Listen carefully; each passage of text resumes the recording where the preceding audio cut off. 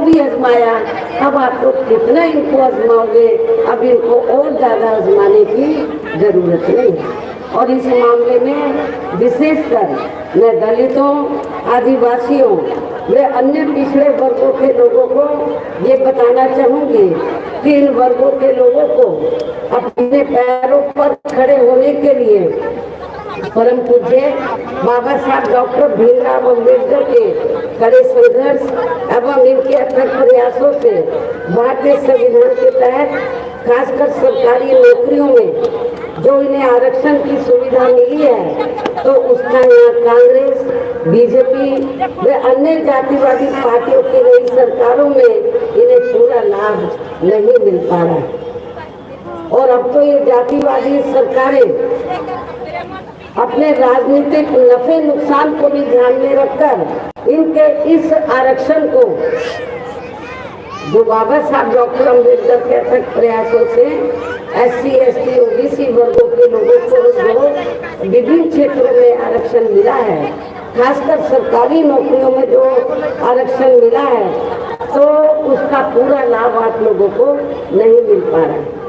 क्योंकि जो भी केंद्र और राज्यों में सरकारें रही हैं वो इन वर्गों के विरोध में रही हैं, जातिवादी मानसिकता की रही हैं। वो नहीं चाहती कि इन वर्गों के लोगों को आरक्षण का पूरा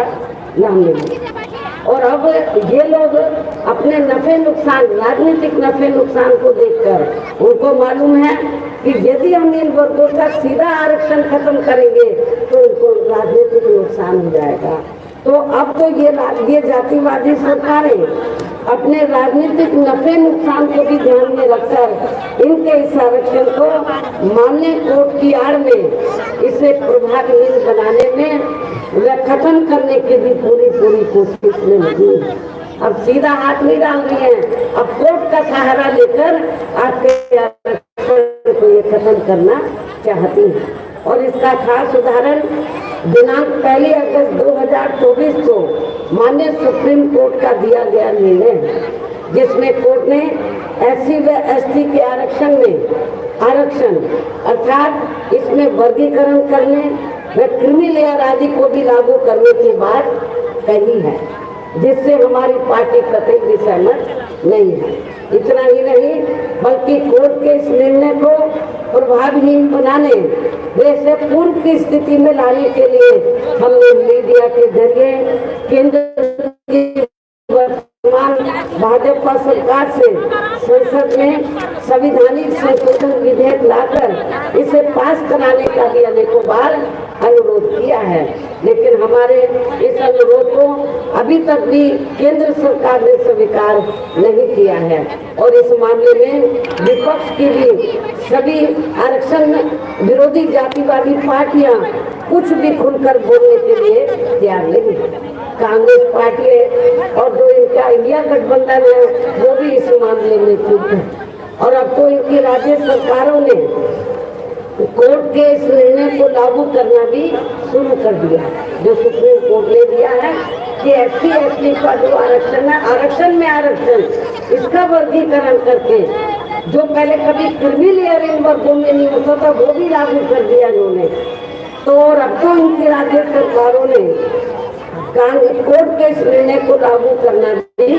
शुरू कर दिया। इसी प्रकार ये सरकारें OBC के आरक्षण को भी कभी भी प्रभावित कर सकती हैं, इसलिए इन्हें भी अब SC, ST के साथ एकजुट होने की जरूरत है। जो अति पिछड़े वर्ग के लोग हैं तो उन्हें भी SC, ST के साथ एकजुट होने की जरूरत है। और अब इन सभी वर्गों के लोगों को यहाँ आपके झारखंड प्रदेश में विधानसभा के लिए हो रहे आम चुनाव में अपनी एकमात्र विपक्षी पार्टी BSP की ही सरकार बनाना बहुत जरूरी है, या फिर इनको यानी कि आप लोगों को बैलेंस ऑफ पावर बनकर इस निर्णय को जो माननीय सुप्रीम कोर्ट का निर्णय आया है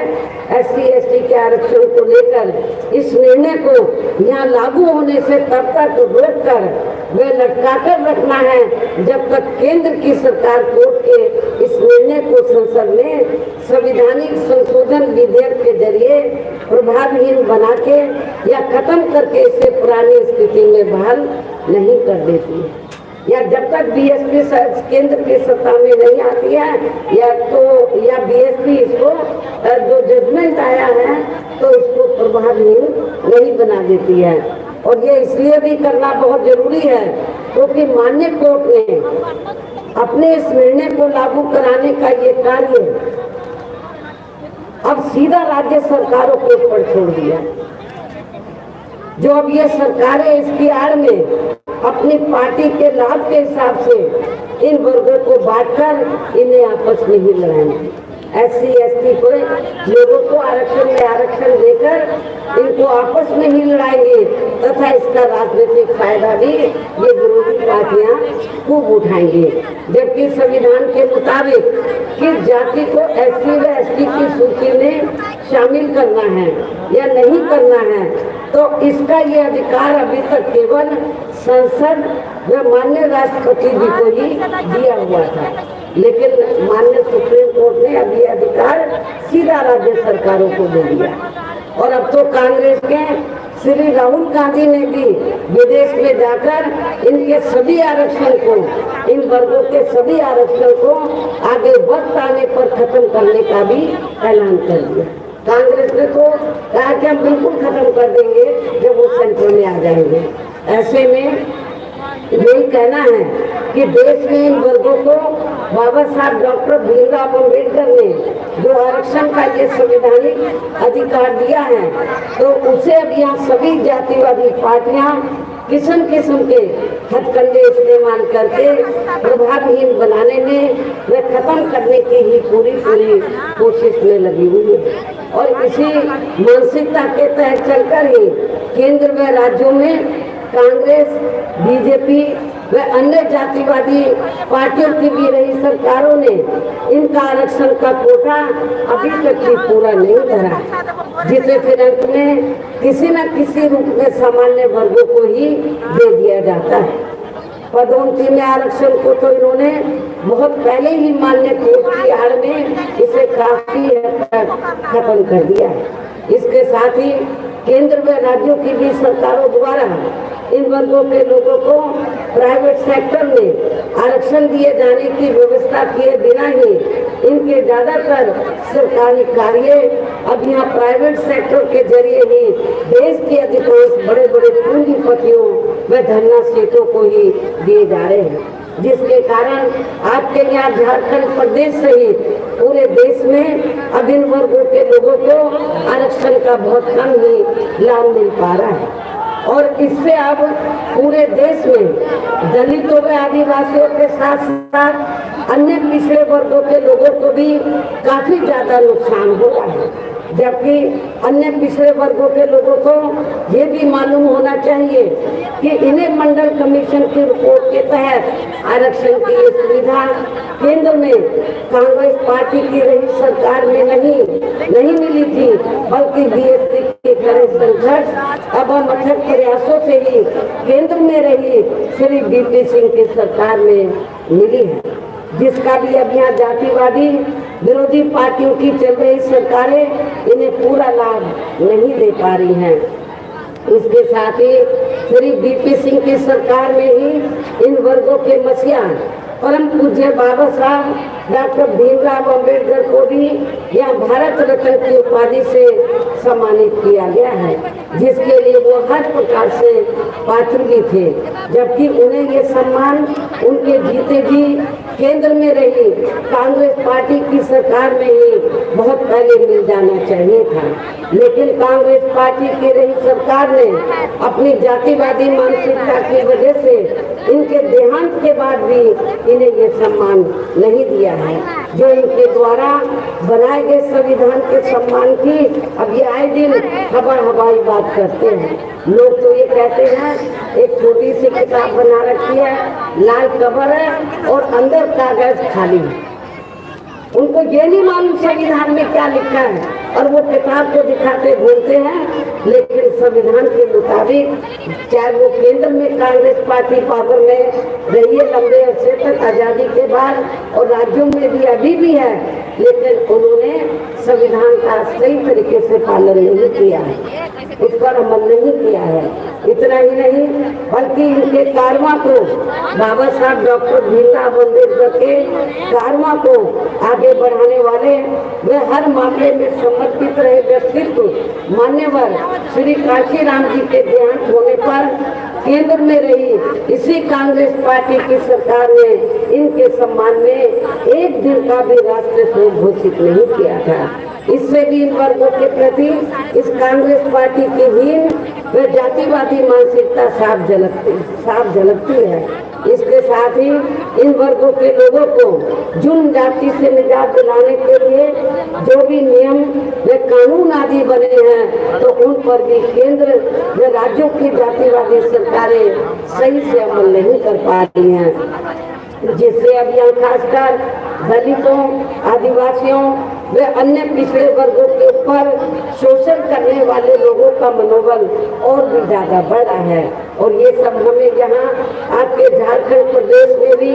काफी कुछ देखने के लिए मिल रहा है। इसी प्रकार हमें पूरे देश में मुस्लिम व अन्य धार्मिक अल्पसंख्यक समाज के लोगों की भी हालत कोई खास अच्छी नजर नहीं आती। इनके साथ साथ अपर कास्ट समाज में से खासकर गरीब लोगों की भी आर्थिक स्थिति अभी भी यहाँ के प्रदेश सहित पूरे देश में काफी ज्यादा खराब ही बनी हुई है। इनके अलावा आपके झारखंड प्रदेश से पूरे देश में सर्व समाज में से विशेषकर यहाँ गरीब, मजदूर, किसान, कर्मचारी, व्यापारी एवं अन्य मेहनत कर लोग भी अपनी विभिन्न समस्याओं को लेकर अभी भी हमें काफी ज्यादा दुखी व परेशान ही नजर आते हैं। और इनमें भी किसान वर्ग तो केंद्र में अभी तक की रही सभी सरकारों की गलत नीतियों के कारण काफी ज्यादा परेशान है। लेकिन इनकी मुख्य वजह हमारी पार्टी केंद्र में या आपके झारखंड प्रदेश में भी यहाँ अब तक की रही सभी विरोधी पार्टियों की सरकारों की गरीब व किसान विरोधी तथा इनकी जातिवादी, संकीर्ण व पूंजीवादी मानसिकता के तहत बनाई गई इनकी गलत नीतियों एवं गलत कार्य प्रणाली को ही काफी पूरे तौर से जिम्मेदार मानकर चलती है, जिसके कारण ही आए दिन यहाँ पूरे देश में गरीबी, बेरोजगारी व महंगाई आदि भी काफी ज्यादा बढ़ रही है, जिससे आम जनता काफी ज्यादा दुखी है। इसके साथ साथ अभी भी अपने देश में भ्रष्टाचार हर स्तर पर काफी ज्यादा व्याप्त है, जिससे आपका खुद का अपना झारखंड प्रदेश भी अछूता नहीं रहा। और इन सब के लिए हमारी पार्टी आजादी के बाद से लेकर अभी तक केंद्र व देश के अधिकांश राज्यों में तथा यहाँ आपके खुद के अपने झारखंड प्रदेश में भी ज्यादातर सत्ता यहाँ गलत पार्टियों में से खासकर कांग्रेस, बीजेपी व अन्य जातिवादी पार्टियों के हाथों में ही या इनके गठबंधन दलों के हाथों में ही आने को मानकर चलती है। और इन सभी विरोधी पार्टियों को हमारी पार्टी इसलिए भी जिम्मेदार मानकर चलती है क्योंकि शुरू से ही लगभग ये सभी विरोधी पार्टियां केंद्र व देश के अधिकांश राज्यों में भी ज्यादातर यहाँ बड़े बड़े पूंजीपतियों व धन्ना सेठों की आर्थिक मदद से ही सत्ता में आती है। और सत्ता में आ जाने के बाद फिर ये पार्टियां अधिकतर मामलों में अपनी आर्थिक एवं अन्य सभी नीतियां यहाँ गरीब एवं आम जनता की समस्याओं को दूर करने के हिसाब से तैयार नहीं करती है, बल्कि देश के उन बड़े बड़े पूंजी